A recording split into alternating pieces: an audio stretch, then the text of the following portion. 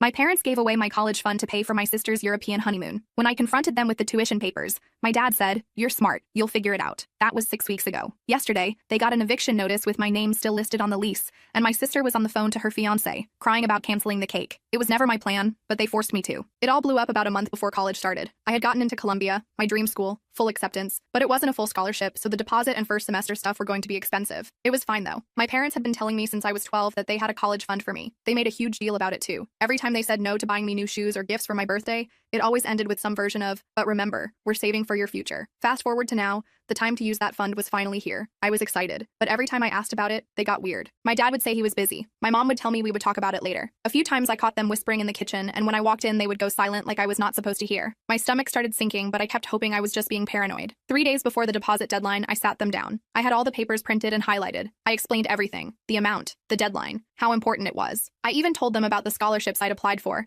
trying to show them I was not just relying on the fund. They would not look at me. My dad just stared at the TV like he wished he could crawl into it. My mom fiddled with the hem of her shirt. After a few minutes of silence, my dad cleared his throat and said, "The college fund is gone." I did not get it at first. I thought maybe they moved it, or it was just tied up somewhere. I asked what he meant, and that was when my mom started crying and rambling about Sophia. She was my perfect, can do no wrong. According to them, she deserved a perfect start to her marriage. That her honeymoon was once in a lifetime. Luxury hotels, guided tours. Apparently she needed to go on it, but she and her husband could not afford it on their own. So my parents gave her my college fund so she could. My dad tried to soften it by saying I was smart and resourceful, that I could start at community college and transfer later. My mom said maybe I could stay home and help with bills for a while and they would figure something out eventually. They kept using words like family first and making sacrifices. Right then, Sophia waltzed into the room flipping through a wedding magazine. She saw the tension and asked what was happening. My mom told her and she just laughed and said, "You'll thank us when it is your turn to get married." She did not even blink, did not even pretend to feel bad. That was the exact second something inside me shut off. I realized I was never the daughter they were investing in. I was the daughter they were using. That night, I made a list of everything I handled for them: bills, insurance, mortgage stuff, doctor's appointments. I realized they were completely screwed without me, and I decided I was done. I called my uncle and asked if I could stay with him. He said yes without a second thought. While my family was out celebrating Sophia's bridal shower that weekend, I packed my bags. I left my house key on the kitchen counter with a short note that just said, "Thanks for everything, I'm moving out." Before I left, I went through all the accounts. I removed my email and phone number from everything. I canceled automatic payments linked to my bank account. I changed every password they had ever made me set up. I logged them out of every system they did not even know how to access without me. I got on a bus to my uncle's place with 2 suitcases and my backpack. The fallout came fast. First, my parents lost internet because they did not realize the bill was due. Then the lights got cut because they never figured out how to reset the autopay. Then Sophia crashed the car and found out the insurance had lapsed. Medical bills started piling up because no one was around to translate for the doctors or file claims. They didn't even know how to pay rent without me. They were getting evicted. Oh yeah, I never mentioned, none of them spoke English, so they were totally screwed. But I did not feel bad. I wanted to just forget about them. But then I came home to my uncle's one day, and I found Sophia, as well as my parents. They were moving in, and there was nothing I could do about it. I froze in the doorway, keys still in my hand. My uncle was nowhere to be seen. The 3 of them just stared at me like I was some kind of ghost. I felt my heart pounding in my chest as anger, confusion, and a weird sense of betrayal all hit me at once. "What the hell are you doing here?" I finally managed to say. My mom burst into tears, her go-to move, while my dad stood there looking uncomfortable. Sophia, on the other hand, had the audacity to look annoyed, like I was the one who had invaded her space. "Your uncle said we could stay here for a while," my dad explained, not quite meeting my eyes, "until we figure things out." I couldn't believe what I was hearing. This was supposed to be my safe space, my escape from them. I turned around and stormed back out the door, slamming it behind me. I needed to find my uncle and figure out what the hell was going on. I found him at the corner store, buying cigarettes. He hadn't smoked in years, which told me he was stressed. When he saw me, he had the decency to look guilty. I didn't yell at him. I just asked why. He explained that my dad had called him crying,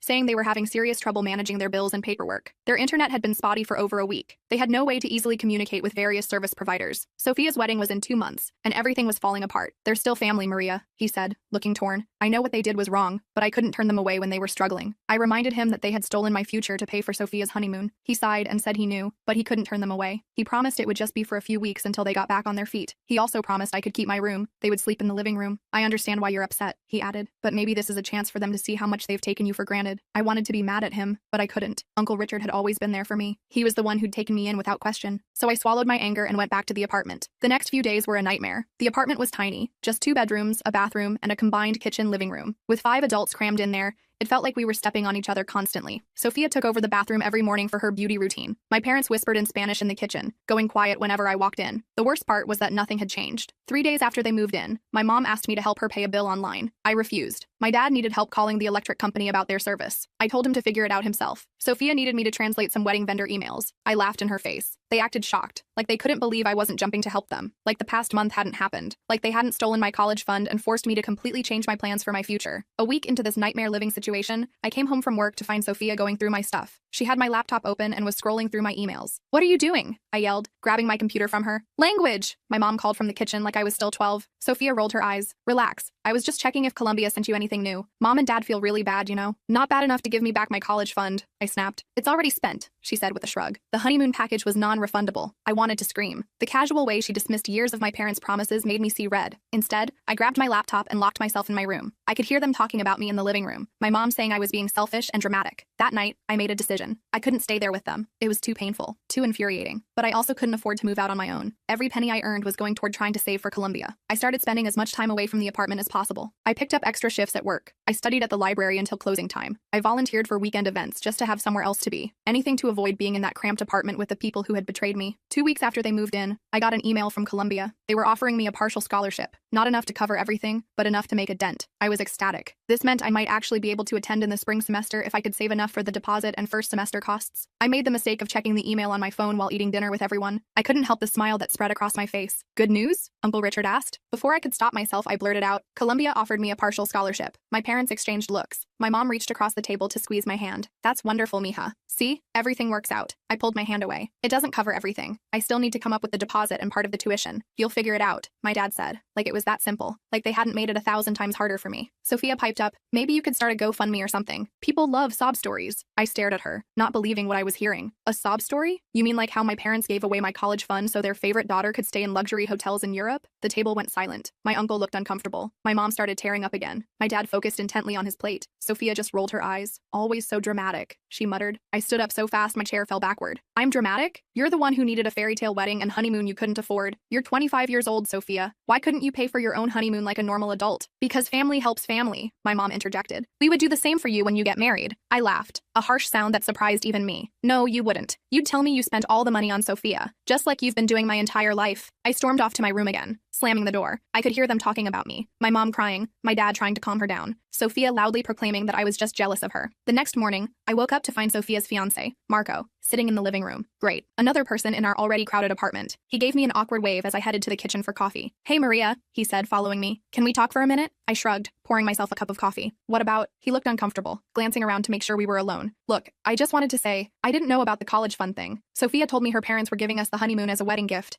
I had no idea it was meant for your education." I studied his face, trying to decide if he was being sincere. Marco had always seemed like a decent guy, if a bit bland. The kind of person who went along with whatever Sophia wanted to avoid conflict. "Would it have made a difference if you knew?" I asked. He hesitated, which was answer enough. "I would have felt bad about it," he finally said. "But you still would have taken the money." I finished for him. He didn't deny it. "I'm sorry, Maria. I really am. But what's done is done. We can't give the money back. It's already paid for everything." I nodded, unsurprised. "Then there's nothing to talk about." As I tried to walk past him, he grabbed my arm. "Wait, I do want to help somehow. I know you're good with computers and stuff. My company is looking for part-time data entry people. It pays pretty well, and you can work remotely. I could put in a good word for you." I considered telling him to shove his job offer, but the practical part of me recognized an opportunity. More money meant getting to Columbia faster. I took down the details and thanked him, though it felt like swallowing glass. That afternoon, I applied for the job. 3 days later, I got it. The pay was better than my current job, and I could work from anywhere with internet. I immediately gave notice at my old job and threw myself into the new one. For the next few weeks, I developed a routine. Wake up early, before anyone else. Work on my laptop until the apartment got too noisy. Go to the library to work more. Come home late, when everyone was already in bed. Repeat. I was making good money, but I was exhausted all the time. Meanwhile, wedding preparations were ramping up. Sophia had dress fittings and cake tastings and venue visits. My mom was constantly asking me to translate emails or make phone calls to vendors who didn't speak Spanish. I refused every time, which led to more tears and accusations of selfishness. One night, about a month after they moved in, I came home to find Sophia in tears on the couch. My first instinct was to ignore her. Her tears usually meant she wasn't getting her way about something trivial, but she looked genuinely upset, not just dramatic. "What's wrong?" I asked, against my better judgment. She looked up, surprised I was talking to her. "The wedding venue canceled on us. They said our deposit check bounced, and now they've booked someone else for that date." I sat down across from her. "That sucks. Can't you find another venue? She shook her head. Everything's booked. The wedding is in 3 weeks. And now the caterer is threatening to cancel too because we're late on their payment. She wiped her eyes. Mom and Dad are freaking out. They can't figure out how to access their savings account online since you changed all the passwords. I felt a twinge of guilt, which I immediately squashed. That's not my problem. I know you hate me right now, Sophia said quietly, and maybe I deserve it. But this wedding, it's important to me, to all of us. More important than my education, obviously. I couldn't help saying. She didn't deny it, but her expression softened. I'm sorry about your college fund. I really am. I didn't know that's where the money was coming from. Mom and Dad just said they wanted to give us a special honeymoon as a wedding gift. I wanted to believe her, but years of watching Sophia manipulate our parents made me skeptical. You never asked where they suddenly got thousands of dollars for a luxury European vacation? She looked away. I assumed they had savings. I didn't think to question it. She paused. I should have, though. I know how they've always talked about your college fund. We sat in uncomfortable silence for a minute. Finally, Sophia spoke again. Look, I know I can't fix what happened with your college fund, but I really need your help with this wedding situation. Just help me talk to the venue and the caterer, please. After that, you never have to help me again. I should have said no. I should have let her deal with the consequences of her actions for once in her life, but some stupid part of me, the part that had been raised to be the responsible one, the fixer, couldn't just sit there while everything fell apart. Fine, I said. I'll call them tomorrow, but this is the last time I'm fixing your problems. The relief on her face was almost worth it. Almost. The next day, I called the venue and managed to work out a deal. They couldn't give us the original date back, but they had an opening the following weekend. I called the caterer and explained the situation, promising payment by the end of the week. I helped my dad access his savings account so he could transfer money to cover the costs. For a brief moment, it felt like old times. My family was grateful, telling me how smart I was, how they couldn't manage without me. But the warm feeling quickly faded when I remembered why we were in this situation in the first place. After sorting out the wedding crisis, I went back to avoiding them as much as possible. I was saving money quickly with my new job, but I was still far short of what I needed for Columbia. The deadline for spring semester deposits was approaching fast, and I was starting to accept that I might need to wait until next fall. Then,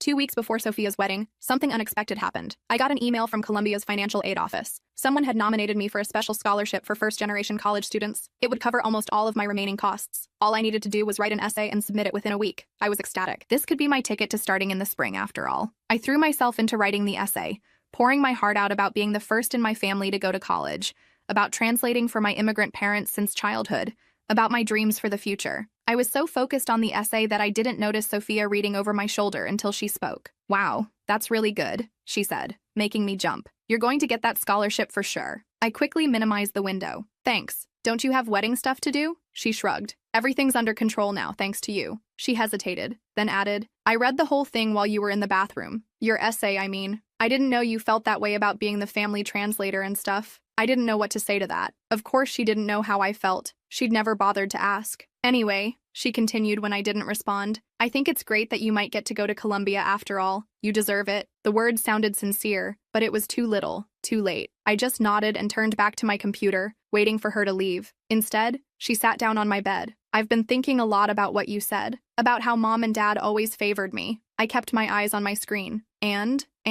you're right. They did. They do. I never really saw it before because it benefited me. But living here, watching how hard you work, how you've been handling everything on your own since you were a kid, it's made me realize some things. I finally looked at her. Like what? Like how I've been taking advantage of you too. Not just Mom and Dad. I should have learned Spanish better. I should have helped with the family stuff instead of letting it all fall on you. She twisted her engagement ring nervously. I'm sorry, Maria. I really am. I wanted to stay angry. It was easier than forgetting everything that had happened, but seeing Sophia actually reflect on her behavior was so unexpected that I didn't know how to respond. Thanks for saying that, I finally managed. She nodded, standing up. I'll let you finish your essay, but maybe we could talk more later? I'd like to try to fix things between us, if that's possible. After she left, I sat staring at my essay for a long time, thinking about what she'd said. Was it possible to fix our relationship after everything that had happened? Did I even want to try? I finished my essay and submitted it, pushing those questions aside for later. The scholarship results wouldn't be announced for another 2 weeks, right after Sophia's wedding. Until then, all I could do was wait and keep saving money just in case. The day before the wedding, chaos erupted in my uncle's apartment. My mom was frantically ironing dresses. My dad was trying to figure out how to tie a tie by watching YouTube videos. Sophia was having a meltdown because her veil had a small tear in it. I stayed in my room, trying to work, but the noise was impossible to ignore. Eventually, there was a knock on my door. It was Uncle Richard.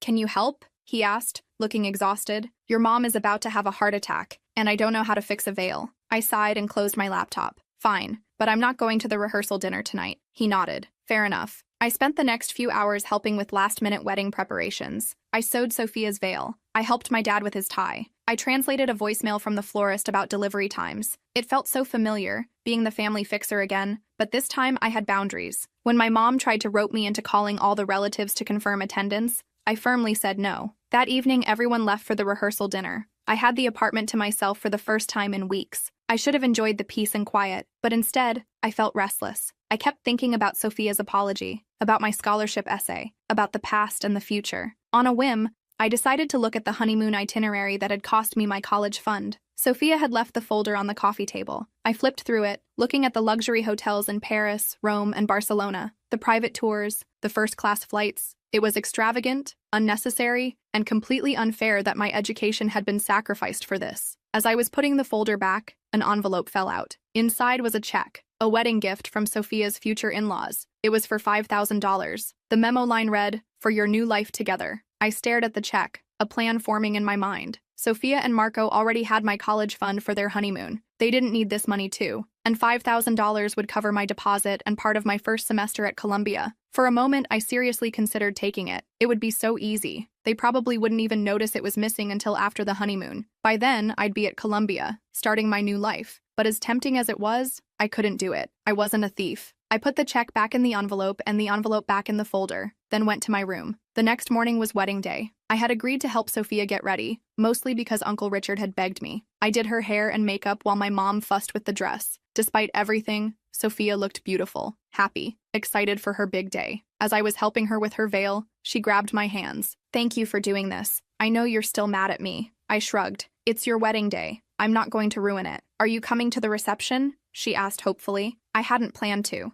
I was going to help her get ready, attend the ceremony to make my uncle happy, then come back to the apartment to work. But something in her expression made me hesitate. "I don't know," I said honestly. "Maybe." She nodded, understanding. "If you do come, I have something for you, but no pressure." I was curious despite myself. "What is it?" "You'll have to come to find out," she said with a small smile. The wedding ceremony was pretty standard as far as weddings go. I sat in the back row, mostly scrolling through my phone while the priest droned on about love and commitment. My parents were in the front row, dabbing at their eyes with tissues. I rolled my eyes so hard I thought they might get stuck in the back of my head. The whole thing felt like a giant production that I wanted no part of. After the ceremony, I was planning to head straight back to the apartment. I had a ton of work to catch up on, and honestly, I didn't feel like watching everyone celebrate Sophia all night. But as I was trying to sneak out, Uncle Richard caught me by the arm. "Just come for a little while," he said. "Have some food, maybe one dance, then you can go." I sighed. "Fine, 1 hour. That's it." The reception was at this medium-nice hotel ballroom. Nothing super fancy, but decent enough. I grabbed a seat at a table in the corner, as far from the head table as possible. I loaded up a plate with appetizers and kept to myself, watching everyone else have a good time. About halfway through dinner, Sophia clinked her glass and stood up. Everyone got quiet as she started giving a speech. I was only half listening until I heard my name. "And I want to especially thank my sister Maria," she said, looking right at me. "Not just for helping with the wedding, but for everything she's done for our family over the years." I froze with a shrimp halfway to my mouth. What the hell was happening? "Many of you don't know this," Sophia continued, "but Maria has been the backbone of our family since she was just a kid. She's translated for our parents, handled bills, dealt with insurance, and basically made it possible for us to function in this country." People were turning to look at me now. I wanted to slide under the table. "And I haven't always appreciated her the way I should have," Sophia said, her voice cracking a little. "In fact, I've taken advantage of her generosity. We all have." My mom was crying again. My dad was staring at his plate. Marco looked uncomfortable but supportive beside Sophia. "Maria got into Columbia University," Sophia announced to the room. "Her dream school. But she couldn't go because..." She paused, taking a deep breath. "Because our parents gave her college fund to us for our honeymoon." There were some awkward murmurs around the room. I felt my face burning with embarrassment. Why was she doing this? When Marco and I found out where the money had really come from, we were shocked. We talked about it and we decided we couldn't accept it. Not at the cost of Maria's future. "Wait, what?" This was news to me. I sat up straighter, completely confused. Sophia gestured to Marco, who stood up and handed her an envelope. "So, we're giving it back," she said, walking toward my table. "Well, not all of it, because some deposits were non-refundable, but most of it." She handed me the envelope. With shaky hands, I opened it and found a check inside. It was made out to me for $15,000, not the full amount of my college fund, which had been about $25,000, but a significant chunk of it. "It's from both of us, plus contributions from Marco's parents when they heard what happened," Sophia explained. "It should be enough for your deposit and first semester at Columbia." I stared at the check, then up at Sophia, completely speechless. This was the last thing I had expected. "We're also canceling the European honeymoon," Marco added. We're going to do a road trip instead. Much more our style anyway. I didn't know what to say. Part of me was still angry. This money was mine to begin with, so why was I supposed to be grateful for getting some of it back? But another part was genuinely shocked that Sophia had admitted everything publicly and was trying to make it right. Thank you, I finally managed to say. It wasn't forgiveness, not yet, but it was something. Sophia nodded, understanding. She went back to the head table, and the reception continued. I sat there staring at the check, trying to process what had just happened. Uncle Richard came over and sat next to me. Did you know about this? I asked him. He shook his head. No idea, but I'm glad they did the right thing. I stayed for another hour, mostly because I was too stunned to leave. People kept coming up to me, congratulating me on Columbia, telling me how smart I must be. It was weird getting attention at someone else's wedding. When I finally decided to head out, Sophia caught me by the door. Wait, she said, there's something else. She pulled me into a quiet corner away from the music and chatter. I meant what I said in there. I'm sorry for how I've treated you, for how we've all treated you. I nodded, still not sure how to feel. Thanks for the money. It will help a lot. It's not just about the money, she said. I've been thinking about everything you said, about being the family translator and taking care of all the adult stuff since you were a kid. It wasn't fair to you. No, it wasn't, I agreed. So I've been taking Spanish classes, she said, for the past month. I'm not very good yet, but I'm trying. And I've been learning how to do all the things you used to handle, bills, insurance, all that stuff. I raised my eyebrows, genuinely surprised. Really? She nodded. Really. I want to step up and take some responsibility. You shouldn't have to carry everything. For the first time in months, I felt a tiny crack in the wall I'd built around my heart. That's good. Thank you. And one more thing, she added. Marco and I found an apartment. We're moving in next week, so you won't have to deal with us cramping your space anymore. I couldn't help but laugh. That's honestly the best wedding gift you could give me. She smiled, and for a moment, it felt like maybe we could eventually be okay. I went back to Uncle Richard's place feeling weirdly light. The check was safely tucked in my wallet. It wasn't everything, but combined with my savings and the potential scholarship, it might be enough to get me to Columbia for the spring semester. The next morning, I woke up to find my parents sitting at the kitchen table looking serious. Great. Here comes the guilt trip about embarrassing them at the wedding or something. Can we talk? My dad asked as I poured myself coffee. I shrugged and sat down. About what? My mom reached across the table and took my hand. I almost pulled away but decided to hear them out. We are very sorry, Maria, she said in Spanish. What we did with your college money was wrong. My dad nodded. We got caught up in Sophia's wedding and forgot our promise to you. There's no excuse for that. I sipped my coffee, waiting for the but that usually followed these kinds of apologies. We want to help you, my dad continued. We don't have much, but we can contribute something each month toward your school costs. And I can get a second job, my mom added, to help more. I was surprised by the offer but still skeptical. Why now? Is it just because Sophia called you out publicly? They exchanged looks. Partly, my dad admitted, but also because seeing you these past weeks, how hard you work, how determined you are, made us realize what we've done. We've taken you for granted for too long. We always thought we were preparing you for success, my mom said, but really, we were just using you. Their honesty caught me off guard. It was probably the first time they'd ever acknowledged how unfairly they'd treated me. I appreciate that, I said carefully, but I need to know this isn't just talk. I can't go through this again. We understand, my dad said. We want to earn back your trust. It will take time, we know. I nodded, not making any promises. I'm going to apply for the spring semester at Columbia. With Sophia's check and my savings, I might have enough. What about the scholarship? My mom asked. The one you wrote the essay for? I'll find out next week, I said. It's a long shot, but worth trying. The next week was surprisingly peaceful. Sophia and Marco moved out as promised, giving me back my personal space. My parents were making an effort to handle their own affairs instead of asking me for help. My dad even figured out how to pay a bill online by himself, which was a minor miracle. I kept working and saving, just in case the scholarship didn't come through. I was so close to having enough for Columbia that I could almost taste it. Then, exactly 1 week after the wedding, I got an email from Columbia's financial aid office. I stared at it for a full minute before working up the courage to open it. Congratulations, it began. My heart started racing as I read on. I'd been awarded the scholarship. It would cover almost all my remaining costs after what I'd already saved and the money from Sophia. I was going to Columbia in January. My dream was actually happening. I ran out to the kitchen where Uncle Richard was cooking dinner. I got it, I shouted, waving my phone. I got the scholarship. He dropped his spatula and hugged me, lifting me off the ground. I knew you would. You're the smartest person in this family. My parents came in from the living room, confused by the commotion. When I told them the news, my mom burst into tears, happy ones this time, and my dad actually looked proud. You did it, mija, he said, all on your own. Not entirely on my own, I admitted. Sophia's check helped, and your offer to contribute monthly will help with living expenses. For the first time in months, We had a family dinner that didn't feel tense or awkward. We talked about my plans for Columbia, about what classes I might take,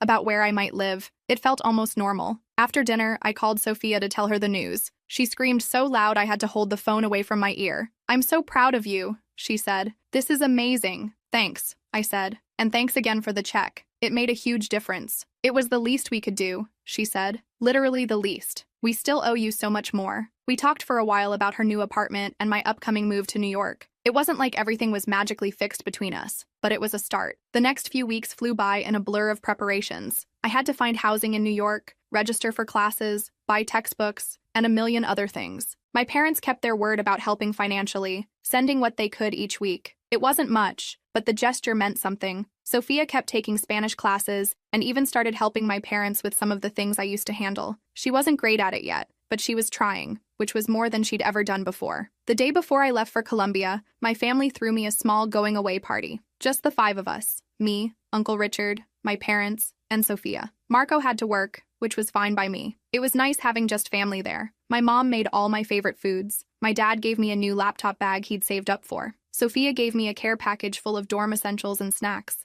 Uncle Richard gave me a Metro card with $100 already loaded on it. "For getting around the city," he explained. "New York is expensive." As we sat around eating and talking, I realized something had shifted. The anger that had been burning in me for months had cooled. It wasn't completely gone. I don't think I'll ever fully forget what happened, but it wasn't consuming me anymore. My family had messed up badly. They had taken me for granted, used me, and betrayed my trust. But they were trying to make amends in their own ways, and I was moving forward with my life, my dreams intact. The next morning, Uncle Richard drove me to the airport. My parents and Sophia came along to see me off. There were tears and hugs and promises to call often. As I headed toward security, I looked back at them one last time. They weren't perfect, far from it, but they were my family. And maybe, with time and distance and a lot more effort on their part, we could build something better than what we had before. I boarded my flight to New York feeling lighter than I had in months. I was finally on my way to Columbia, to the future I'd worked so hard for. It hadn't happened the way I expected, and the journey had been painful at times, but I'd made it, and that was all that mattered.